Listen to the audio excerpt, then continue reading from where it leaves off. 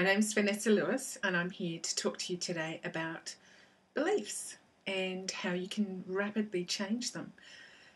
And one of the core ones that I generally work through with people in my practice is around the need to be perfect to be loved. And it's quite a common one, especially in our Western world. And especially if you're that kind of person who believes they've had a normal upbringing, where you haven't really had major traumas or things like that. But a lot of people in that sense have little traumas that have occurred in their life that they're not even aware of. Common things that are actually normal in our culture. One of the most common things you can think of is, and this is all about our belief that we have to be perfect to be loved, is around schooling, because schooling's very much geared towards actually achieving the top mark, the top sports person of the year, the person who graduates the top of the class and so forth. It's all about that report card when you came home every year or every half year with that piece of paper that was sent home with mum and dad saying how good you were. And the result of that was either mum and dad looked at it and said, oh, you did really fantastic in this area and I'm so proud of you and so wonderful, and they lavished you and they might have even rewarded you for all the hard work and effort that you'd put in. Or if you were like me, who was a fairly average grade kind of student, they really kind of focused on the areas you weren't doing well, and they really sort of highlighted the fact that you needed to pull your socks up. And in fact, even your report card, your teacher might have written something to the effect of she needs to improve or put more effort into this area. And so that's, it can start you off in a small person's mind, starts off this roller coaster ride of needing to improve what other people perceived of you. And that's what it really comes down to.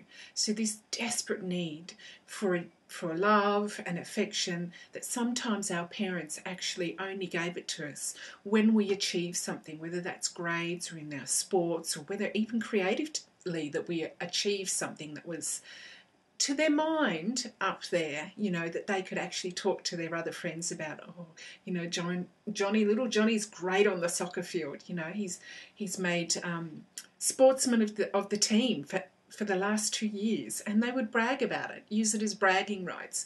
But of course, this all installs this need for us to be perfect in order to achieve that kind of level of recognition. And that carries on into your adult life. So suddenly, when you're around your friends, you're not exactly being who you want to be. You're not being authentic. You're not being who you are in line with your integrity, because you have to put up this front about the fact that you are the perfect mum or the perfect dad or the perfect person at work.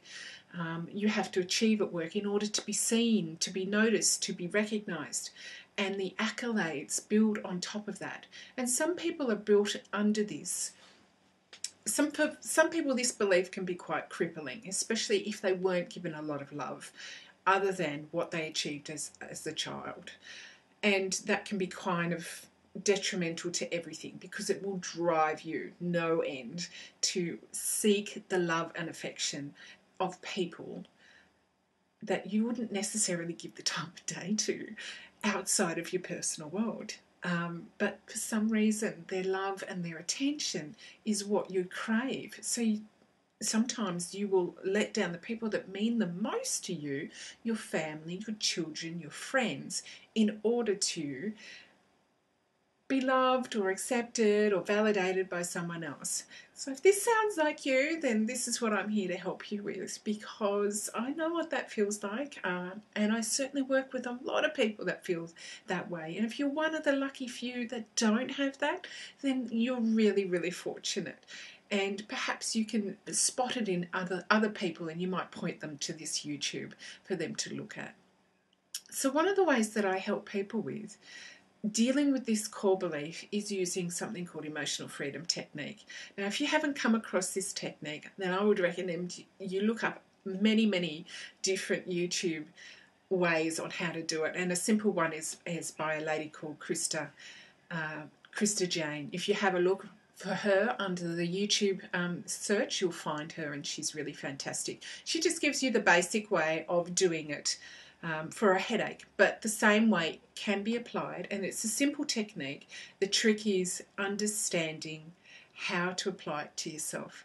And to do that, you use specific words. So what I would recommend is, if you recognize that you might have an element of this needing to be perfect, and the best way of doing that is actually just checking in with yourself. So if you have a moment and no one's around, just close your eyes and just relax for a minute and say inside of yourself, I must be perfect to be loved. And how true is that for you? Give it a number out of 100. How true is it? It might be 20%, it might be 35, it might be 45, it might be 75, it might be 100. Whatever it is, just write that number down. Out of 100, I just want you to grab a piece of paper and write it down. I must be perfect to be loved. How much out of 100 does that relate to you?